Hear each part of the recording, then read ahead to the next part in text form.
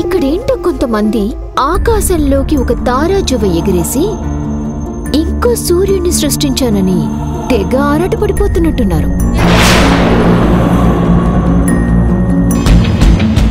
నేనన్న మాటలో నిజముంది కదా అభి? ఎగరేసిన తారాజువ సూర్యుడు కాకపోవచ్చు, కానీ ఆ తారాజువ ఉన్న కాసేపు సమయంలోనైనా మనం ముందుకు వెళ్లబోయే దారి కనిపిస్తుంది. అదే మనం చేరబోయే గమ్యానికి అడుగులు వేసేలా చేస్తుంది. అబ్బో, ఈ తెలివితేటలతోనేనా?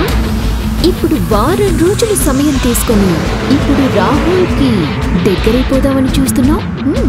చూడు, భార్యాభర్తలు దగ్గరవ్వటానికి తెలివితేటలు అవసరం లేదు. వాళ్ల మధ్య ఉన్న బంధమే వాళ్ళని కలుపుతుంది. ఇంకా కలవడానికేముందభి? ఎప్పుడో వేరైపోయింది, ఎప్పుడూ విరిగిపోయింది.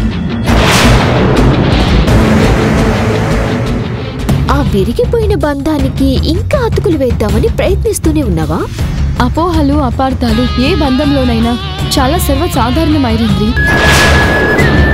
ఆ అపోహలు, అపార్థాలు తొలగిపోతే ఆ భార్యాభర్తల బంధం ఎప్పట్లానే సంపూర్ణమవుతుంది.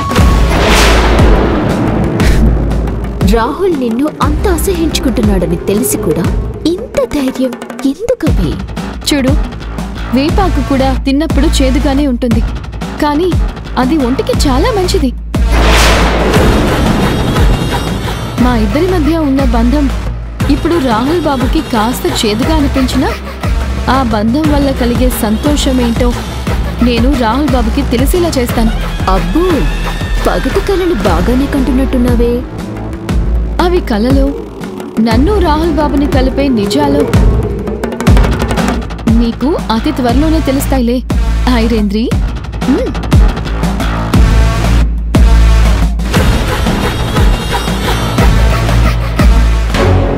ఏంటి కేతన, నా స్థానాన్ని లాక్కొని ఈ ఇంటి కోడలు అనే సింహాసనం మీద శాశ్వతంగా సెట్ అయిపోదామని వచ్చినట్టున్నా? నీలాంటి అసమర్థులకి ఆ స్థానంలో కూర్చునే అర్హత లేనప్పుడు నాలాంటి సమర్థులు రాక తప్పదు కదా. నువ్వొకరి సంతోషాన్ని లాక్కోవడానికి ప్రయత్నిస్తున్నావు, ఒకరి జీవితాన్ని సర్వనాశనం చేయడానికి చూస్తున్నావు. ఇది నీకు తప్పనిపించడం లేదా? ఇక్కడ ఎవరి స్వార్థం వాళ్ళు చూసుకున్నప్పుడే సంతోషంగా బ్రతకగలం. అందరి గురించి ఆలోచించుకుంటూ కూర్చుంటే ఏది సాధించలేము. అయినా నేను రాహుల్కి చిన్ననాటి స్నేహితురాల్ని. రాహుల్ని పెళ్లి చేసుకోవడానికి నాకు సర్వ హక్కులు ఉన్నాయి. ఏంటి, చిన్ననాటి స్నేహితురాలివా? ఎంత గొప్ప అబద్ధం ఆడావు కేతన.